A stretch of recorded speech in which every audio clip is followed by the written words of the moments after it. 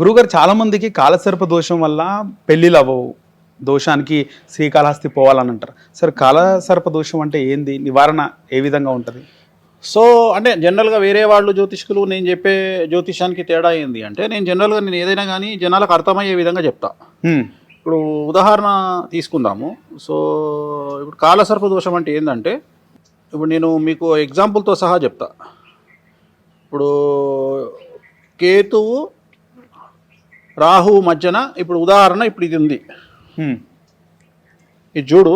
Okay, ఇక్కడ మనకు రాహు ఉన్నాడు, సో ఇక్కడ కేతు ఉన్నాడు, రైట్. సో దీన్ని రాహు కేతువుల మధ్యలో మిగిలిన గ్రహాలన్నీ శుక్రుడు, బుధుడు, రవి, కుజుడు, చంద్రుడు, శని, సో ఆల్మోస్ట్ ఆల్ నువ్వు అబ్జర్వ్ చేస్తే అన్ని వచ్చేసినాయి, మనకు మొత్తం వచ్చేసినాయి. ఓకే, సో ఇప్పుడు దీన్ని బట్టి దీని అంటే ఏమంటారు అంటే, రాహు కేతువుల మధ్యన మిగిలిన గ్రహాలు బంధింపబడడాన్ని కాలసర్ప దోషం అంటాం. ఓకే, సో ఇప్పుడు ఈ సంవత్సరం మనకు అది 2 నెలలు వస్తుంది, ఈ సంవత్సరం. సో ఎవరెవరికైతే ఇప్పుడు నేను మాట్లాడిన విధంగా వాళ్ళు ఈ టైంలో పుడతారో వాళ్ళందరి జాతకంలో కాలసర్ప దోషం ఉన్నట్లు లెక్క. ఈ 2 months పీరియడ్ లో 2 months పీరియడ్ అంటే మనకు అది జూన్లో వస్తుంది, ఈ సంవత్సరం 2026 జూన్లో వస్తుంది. ఓకే, సో జూన్లో మనకి ఏమొస్తుంది, సవ్యకాల సర్పదోషం అంటాం దాన్ని. అంటే మనకు 2 రకాల సర్పదోషాలు ఉంటాయి. రాహు కేతువుల మధ్యన, ఇప్పుడు రాహు కేతువు మధ్యన మిగిలిన గ్రహాలు బంధింపబడి ఉన్నాయి కాబట్టి దీన్ని సవ్యకాల సర్పదోషం అంటారు. ఓకే, ఒకవేళ కేతువు రాహు మధ్యన మిగిలిన గ్రహాలు బంధింపబడి ఉంటే దాన్ని అపసవ్యకాల సర్పదోషం అంటారు. సో దీన్ని కాలసర్పదోషం అంటాం. సో కాలసర్పదోషం అనేటువంటిది జనరల్గా మనకి ఏం చేస్తుంది అంటే, ఇక్కడ కాలము అంటే దాని అర్థం ఏంటి అంటే సమయము అని అర్థం. కాలము అంటే సమయం, రైట్. సర్పము అంటే సర్పం, మనకు తెలుసు ఆ విషయం. సో కాల సర్పము అంటే సమయానికి పట్టే సర్పము, అంటే మన జీవితానికి పట్టే సర్పాన్ని కాలసర్ప దోషం అంటాం. అంటే ఉదాహరణ, కొంతమంది వాళ్ళ జీవితంలో నీకు బాగా అర్థమైతే అనుకోకుండా ఒక రోజు అనుకుంటా, ఐ థింక్ అదేదో సినిమా వస్తుంది, చార్మి సినిమా ఉంటుంది, జయవర్ బాబు సినిమా. దాంట్లో హీరోయిన్ ఒక రోజు స్కిప్ అవుతుంది, ఆమె డ్రగ్స్ తీసుకొని ఒక డే స్కిప్ అవుతుంది. ఆమెకు తెలియదు, తెల్లారు అంటే 12వ తారీఖు నాడు రాత్రి పడుకున్న మనిషి 14 మార్నింగ్ లేస్తుంది, మధ్యలో 13 మిస్ అవుతుంది. అవును, అంటే వేస్ట్ అయిపోయింది ఆ డే ఆమె జీవితంలో. అట్లనే కాలసర్ప దోషం ఉండే వాళ్ళ లక్షణం ఏంటి అంటే, ఉదాహరణ ఒక వ్యక్తి 18 సంవత్సరాలకో 20 సంవత్సరాలకో స్టార్ట్ చేస్తే 25 సంవత్సరాలు కంప్లీట్ అయ్యేటప్పటికి 5 సంవత్సరాల లోపు, 20 నుండి 25 సంవత్సరాల మధ్యన ఇప్పుడు నువ్వు ఉన్నావు. ఇప్పుడు నీకు ఎంత వయసు? 28, 29. సో నువ్వు ఎక్కడనో దగ్గర 22కో 23కో నీ లైఫ్ స్టార్ట్ చేసి ఉంటావు కదా. స్టార్ట్ చేసినప్పుడు ఈ 5 ఏళ్లలో నీకు డెవలప్మెంట్ అనేది కనిపిస్తుంది కదా. అంటే పలాని నరేష్ ఏం చేసిండా అంటే, సార్ నేను 23 గురువు గారు ఈ పని స్టార్ట్ చేసిన, 25కి ఇక్కడికి వచ్చిన సార్, ఇగో 23లో నాకు 2 వీలర్ ఉండే, 25లో నాకు ఇప్పుడు 28 ఏళ్ళకు నాకు ఒక కారు ఉంది సార్, నేను అప్పుడు సింగిల్ బెడ్రూమ్ ఇల్లు కొనుక్కున్నా సార్, ఇప్పుడు డబుల్ బెడ్రూమ్ ఇల్లు కొనుక్కున్నా సార్, ఆ రోజు నా బ్యాంక్ బ్యాలెన్స్ ఒక 5 లక్షలు సార్, ఇవాళ నా బ్యాంక్ బ్యాలెన్స్. అంటే నువ్వు చెప్పుకోవడానికి ఈ 5 ఏళ్లలో నీ లైఫ్ గ్రాఫ్ ఇట్లా పెరిగింది కదా, రైట్. సో ఇలా పెరగకుండా ఇలా కంటిన్యూ అవ్వడం కాలసర్పదోషం.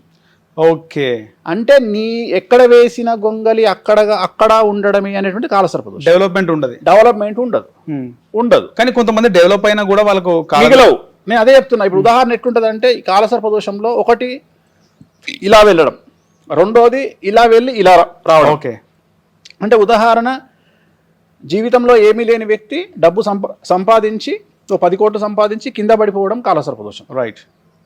సో ఇలా రకరకాలుగా ఉంటాయి కాలసర్పదోషం. అంటే ఉదాహరణ, ఫ్యామిలీ మొత్తం యాక్సిడెంట్లు అవ్వడం. అంటే ఒకటే ఫ్యామిలీ, ఇప్పుడు మనం వింటుంటాం, మనం ఏదో దర్శనానికి పోయి వస్తున్నారు, సడన్గా అనుకోకుండా యాక్సిడెంట్ అయ్యి ఫ్యామిలీ చనిపోయింది, కాలసర్పదోషం.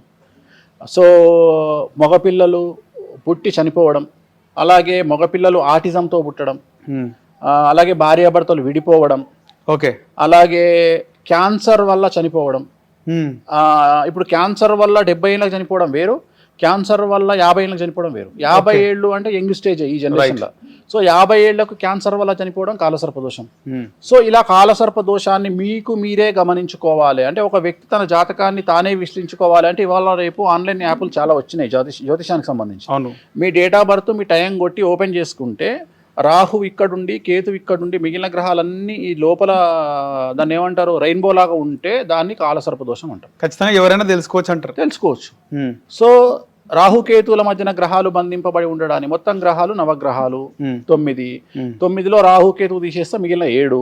ఈ 7 గ్రహాల మధ్యలో ఉండడాన్ని దీన్ని కాలసర్పదోషం. అక్యురేట్ కాలసర్పదోషం. ఇంకంతే, దాంట్లో అనుమానం లేదు. దీన్ని 100% కాలసర్పదోషం అంటాం. ఒక్కసారి చంద్రుడు బయట ఉన్నా, ఒకసారి గురువు బయట ఉన్నా దాన్ని కాలసర్ప సహిత రాజయోగం అంటాం. అంటే రాజయోగం కూడా ఉంటుంది దానికి, ఉంటది. కాలసర్పదోషంతో పాటు రాజయోగం ఉంది. ఇప్పుడు ఉదాహరణ మన సినిమా ఇండస్ట్రీకి సంబంధించి ఒక పెద్ద హీరోకు ఉంది, ఆయనకు కాలసర్పదోషం ఉంది, ఆయనకు రాజయోగం ఉంది. రాజయోగం ఉంది. సో వాళ్ళకి ఏంటంటే రాజయోగం ఉన్నప్పుడు టాప్లోకి వెళ్తారు, కాలసర్పదోషం ఉన్నప్పుడు పడిపోతారు. ఓకే. సో అది ఫేస్ చేయొద్దు అంటే ఆ కాలసర్పదోషానికి సంబంధించిన రెమెడీని చేసుకుంటే అలాగే వాళ్ళ హైట్స్ కంటిన్యూ అవుతాయి.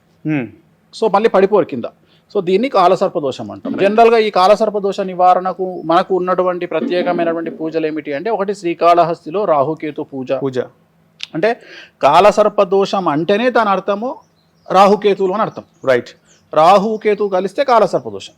సో అందుకని ఈ కాలసర్పదోష నివారణ లో లెవెల్లో చేసుకోవాలి అంటే శ్రీకాళహస్తిలో 300 రూపాయలకు రాహుకేతు పూజ ఉంది. ఓకే.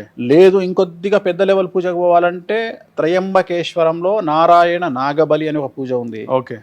సో ఇంకా పెద్దది పోవాలి అంటే తారాపీఠ్ అని, దుర్గాపూర్ తారాపీఠ్ కలకత్తాలో పూజ ఉంది. తారాదేవి పూజ ఉంది. అంటే గురు గ్రహానికి మనము ఏదన్నా బూస్టింగ్ చేయాలి అంటే తారాదేవిని పూజించాలి. సో తారాదేవిని పూజించడం వల్ల గురుబలం మనకు వస్తుంది. అట్లనే కాలసర్ప దోషం ఉన్న తారాదేవిని కానీ, చిన్నమస్తాను కానీ, బగలాముఖిని కానీ పూజించడం వల్ల, అంటే వాళ్ళ లెవెల్ను బట్టి, వాళ్ళ స్థాయిలను బట్టి పూజించడం వల్ల కాలసర్ప దోషం అనేది నివారణ జరుగుతుంది. రైట్. అలాగే కాలత్ర దోషం. ఇప్పుడు మనం ప్రత్యేకించి ఈ జనరేషన్లో తీసుకుంటే మనకు కళత్ర దోషము అనేది ఒకటి తెలుస్తుంది. కళత్రము అంటే మీ భాషలో, మా భాషలో కళత్రము. ఓకే. సామాన్యమైన జనాల భాషలో డివోర్స్. ఓకే. సో విడాకులకు మారు పేరు కళత్రం. కళత్రము అంటే విడిపోవుట. ఓకే. కళత్రము అంటే విడిపోవడం. సో విడిపోవడంని మనం ఇంగ్లీష్లో డివోర్స్ అంటాం. ఓకే. సో ఎవరైతే భార్యాభర్తలు విడిపోతారో, ఎవరి జాతకంలోనైతే కళత్రము అంటే 7వ స్థానము, అంటే మన జాతకములో 7వ స్థానములో గనక శని, రాహు, కేతు, కుజుడు ఉన్నట్లయితే వాళ్లకు విడాకులైతాయి భార్యాభర్తలకు అని శాస్త్రం చెప్తుంది. ఓకే. ఒకవేళ అమ్మాయి జాతకాన్ని తీసుకున్నట్లయితే ఆ 7వ స్థానములో కుజ రాహువులు కలిచున్న, కుజ కేతువులు కలిచున్న వైధవ్య ప్రాప్తి అనేది కనిపిస్తుంది. అంటే ఉదాహరణ భర్త చనిపోతాడు అని శాస్త్రం చెప్తుంది. ఓకే. సో ఒక అమ్మాయి జాతకాన్ని విశ్లేషించి ఆ అమ్మాయి జాతకంలో 7వ ఇంట్లో అంటే కలత్ర స్థానములో రాహువు కానీ, కుజుడు కానీ, కేతువు కానీ, శని కానీ కుజుడితో కలిసి ఉంటే వాళ్లకు విడాకులు 100కి 100% ఉంటాయి. కొన్ని సందర్భాలలో భర్త చనిపోతాడు అని శాస్త్రం చెప్తుంది. సో దీన్ని ఆడవాళ్ల విషయానికి వస్తే కుజదోషంగా, మగవాళ్ల విషయానికి వస్తే శుక్రదోషంగా భావించాల్సి ఉంటుంది. అందుకని దీనికి ఆ పేర్లు పెట్టకుండా కళత్ర దోషం అన్నారు.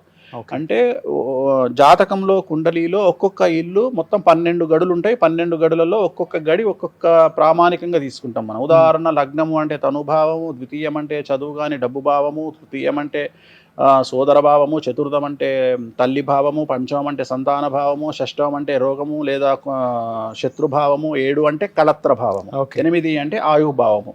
అంటే ఎన్ని రోజులు బతుకుంటాడు ఈ మనిషి అనేది కూడా మనం అంచనా వేయచ్చు 8వ ఇల్లును చూస్తే. 9వ ఇల్లు తండ్రికి, 10వ ఇల్లు ఉద్యోగము, 11 లాభము, 12 వ్యయము. ఇట్లా ఒక్కొక్క ఇంటిని ఒక్కొక్క దానికి మనం ప్రామాణికంగా తీసుకుంటాం. అట్లనే కళత్రము అంటే భార్యాభర్తల సంబంధించి డివోర్స్ అవుతాయా, చనిపోతారా, వీళ్ళు విడిపోతారా, లేకుంటే త్వరగా ఎవరు చనిపోతారు భార్యాభర్తలలో, సుమంగళిగా పోతారా, ఎట్లా పోతారు అనేది అనలైజ్ చేసేదాన్ని కళత్ర భావము అంటారు. ఓకే. సో కళత్ర భావాన్ని బేస్ చేసుకొని జాతకాన్ని విశ్లేషించి వాళ్లకు రెమెడీస్ ఏం చేయాలి, అబ్బాయికి అయితే ఏం చేయాలి, అమ్మాయికి అయితే ఏం చేయాలి, వీళ్ళు విడాకులు తీసుకుంటారా, లేకపోతే కొన్ని సందర్భాలలో చాలా విచిత్రంగా ఏం జరుగుతుంది అంటే అమ్మాయిలు సంపాదిస్తుంటే అబ్బాయిలు బ్రతుకుతుంటారు. మనం చూస్తుంటాం కొంతమందికి ఏమంటదంటే, స్వామి గారు మా ఆయనకు ఉద్యోగం లేదండి, నేనే కష్టపడాల్సి వస్తుందండి, గురువు గారు నేనే సంపాదిస్తాం ఆయన అంటే కావాలని ఒక వ్యక్తి తన జీవిత నాశనం చేయడు. సో వీళ్ళిద్దరు జాతకాలు కలవకపోవడం వల్ల, కలత్ర స్థానం బాగలేకపోవడం వల్ల పాపం అబ్బాయి అనేవాడు, భర్త అనేవాడు డబ్బు సంపాదించలేకపోతాడు, కానీ భార్య సంపాదిస్తుంటుంది. అంటే ఇక్కడ అర్థం ఏంటంటే సమాజము ఆ భార్య ఎంత ప్రేమగా భర్తను చూసుకున్నా, భార్యాభర్తలు ఎంత ప్రేమగా ఉన్నా సమాజం ఏమంటది, అరే వాడు పెండ్లాం పైసల మీద తింటుండు. సో ఈ బాధ పడడమే కాలసర్పదోషం యొక్క లక్షణం. ఓకే. సో ఇట్లా చాలా రకాల వ్యవహారాలు ఉంటాయి. వీటికి సంబంధించి ఇప్పుడు నేను చెప్పిన కలత్ర దోషం.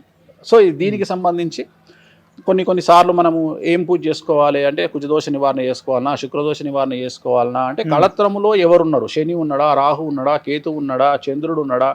కొన్నిసార్లు ఏమవుతుంది అంటే భార్య యొక్క తల్లి వల్ల సఫర్ అవుతారు.